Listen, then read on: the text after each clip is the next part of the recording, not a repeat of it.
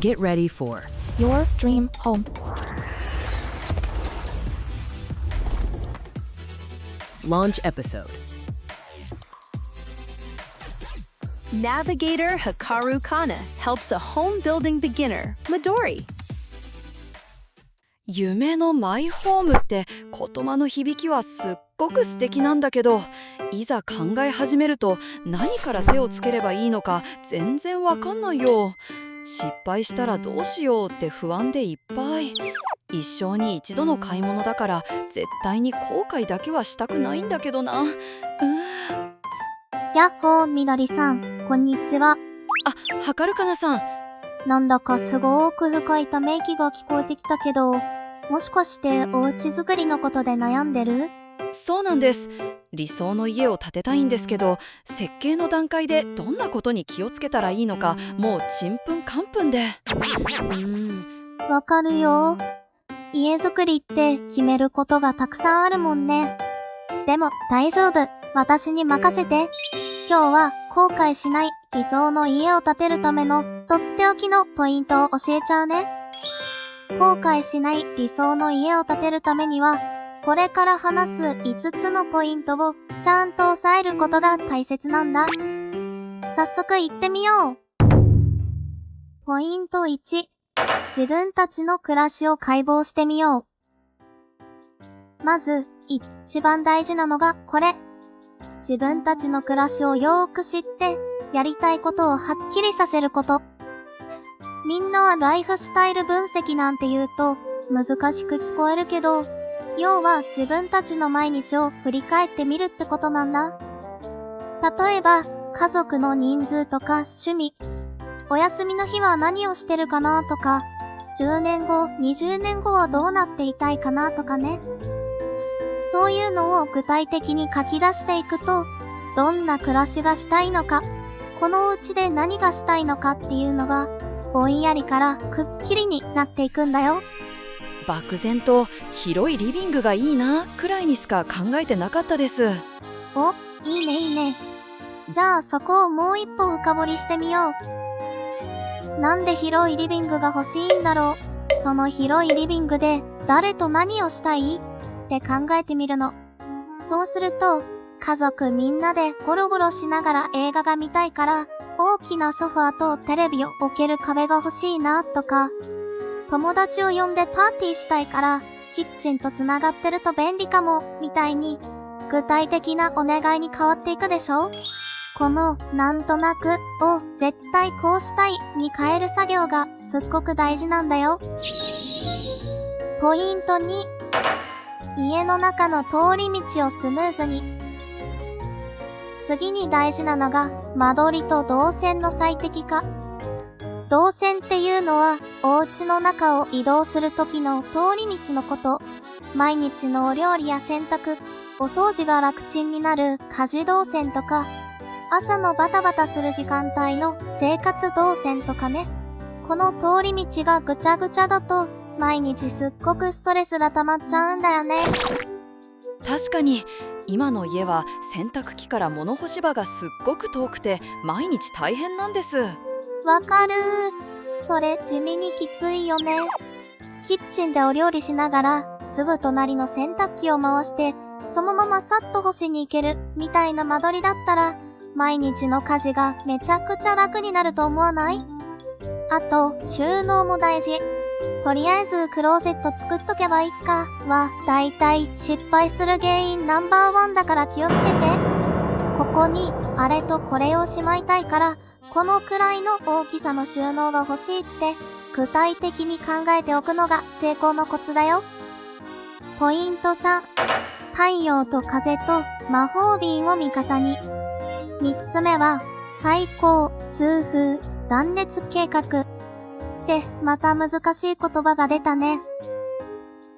簡単に言うと、太陽の光と気持ちいい風をお家にご招待して、一年中快適に過ごせるようにしましょうってこと。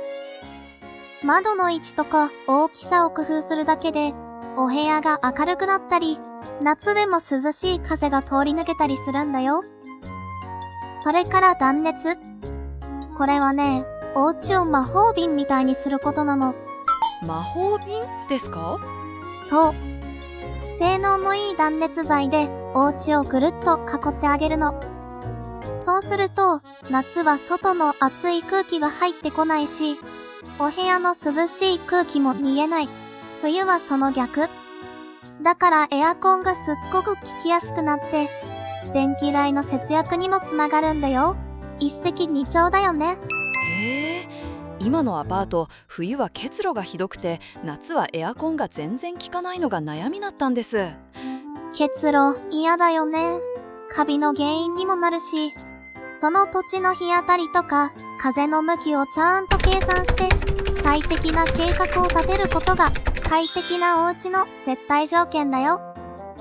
ポイント4、建築家は最強のチームメイト。4つ目は担当してくれる建築家さんととことん仲良くなること。もっと言うと最強のチームメイトみたいになることだね。自分のこうしたいっていう思いを正確に伝えるためにも、建築家さんの提案をしっかり理解するためにも、コミュニケーションってやっぱりめちゃくちゃ大事。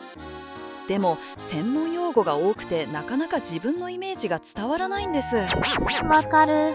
建築用語って時々呪文みたいに聞こえるもんね。でも大丈夫。そういう時は言葉だけじゃなくて見てわかるもので伝えるといいよ。例えば、好きな雰囲気のお家の雑誌の切り抜きとか、インスタでいいなって思った写真のスクリーンショットとか、うまくなくてもいいから自分で描いた絵とか、そういうのを見せながら話すとイメージがぐっと伝わりやすくなるから試してみて。建築家さんはみどりさんの夢を形にするプロ。信頼できるパートナーを見つけて二人三脚で家づくりを進めていこう。ポイント5、絶対譲れない選手権を開催しよう。さあいよいよ最後。それは予算管理と優先順位の設定。理想を追いかけるとついつい予算オーバーしがち。これはね、家づくりあるあるなんだ。あれもこれもって欲張っちゃいそうです。だよね。夢のマイホームだもん。そうなっちゃう気持ちはよーくわかる。だからこそ、最初にここまでっていう予算をしっかり決めて、その中でこれだけは絶対に譲れないっていうものに順番をつけるの。私はこれを家族対抗絶対譲れないもの選手権って呼んでる。みんなで私は広いお風呂が一番、僕は自分の部屋が欲しいって意見を出し合って、何にお金をかけてどこを少しは我慢するかメリハリをつけることが大切なんだ。ただし注意点が一つだけ。耐震性とか断熱性みたいにお家の性能や安全に関わる部分は絶対に妥協しちゃダメ。そこをケチると後で絶対後悔するからね。ここは未来の安心と快適さを買うと思ってしっかりお金をかけるべきポイントだよ。はかるかなさん、ありがとうございます。漠然とした不安がなくなって何から始めればいいかはっきり分かりました。なんだかすっごくワクワクしてきました。理想の家づくり頑張ります。その意気だよ、みどりさん。家づくりはこれからの人生をずっと豊かにしてくれる最高に楽しいプロジェクトだからね。今回お話しした5つのポイントを武器にして後悔しないみどりさんだけの素敵なお家を建ててね。はい。みんなの家づくりが最高にハッピーなものになるように、はかるからはこれからも全力で応援してるからね。この動画がみんなの家づくりのヒントになったら嬉しいな。面白かった、役に立ったって思ってくれたら、チャンネル登録と高評価、ポチッとよろしくお願いします。それじゃあ、また次の動画で会おうね。バイバーイ。